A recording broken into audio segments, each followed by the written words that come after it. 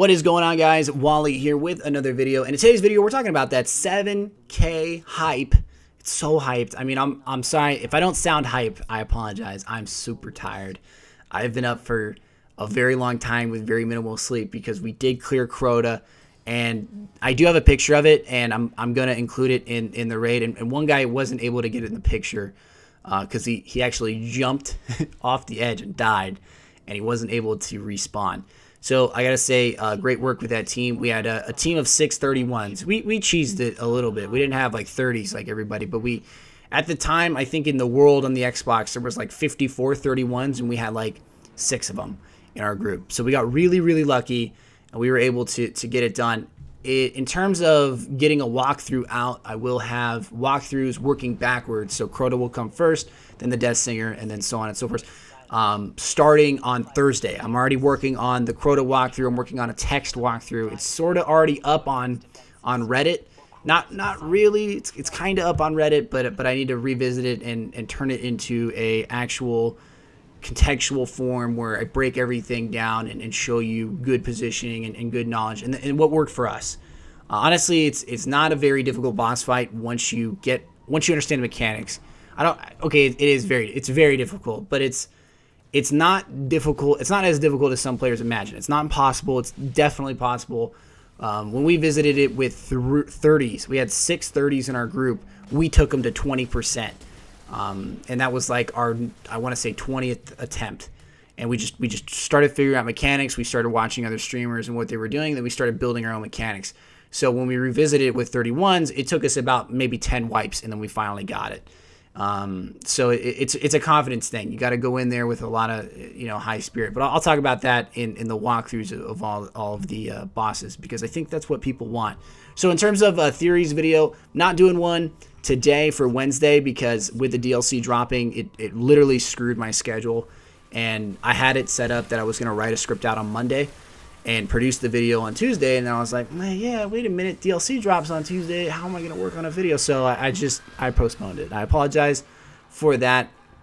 DLC, I think, is a little bit more important in terms of what you guys want to see and what I want to do, and I want to make sure that I stay fresh with my content as much as possible. So it's still coming. It'll be there for Wednesday next week. So if you're really into the theories video, which I hope you guys are, it will be there. Don't worry, I'm not abandoning it. I love it. Even if it gets like 15 views, I'm still gonna do it. I love that series, and the interaction from you guys is absolutely fantastic. So I'm definitely gonna keep doing that. A lore video, I'm like 90% sure I'm doing one this week. I haven't sat down and wrote in the script at all yet, or even looked at what I'm gonna cover.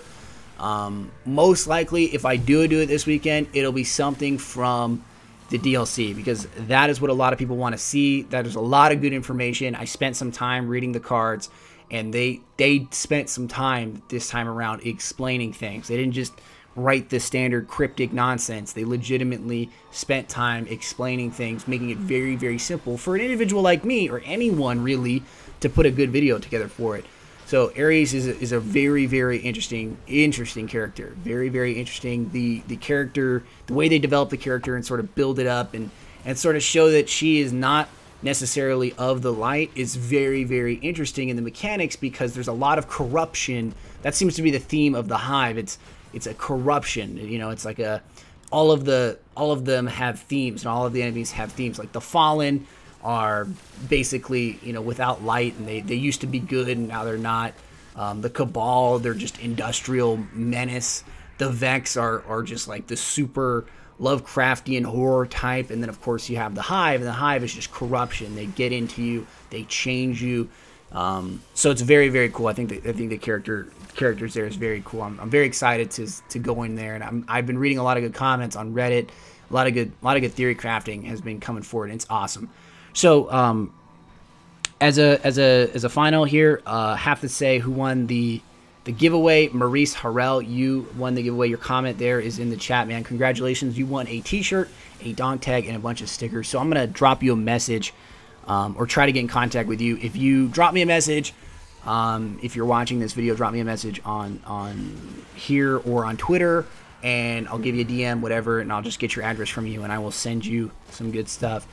And finally, as the final thing, so for the schedule for this week, I'm going to be working on walkthroughs for the raid. I'm going to be working on some raid content, some DLC content, so weapons, some raid weapons.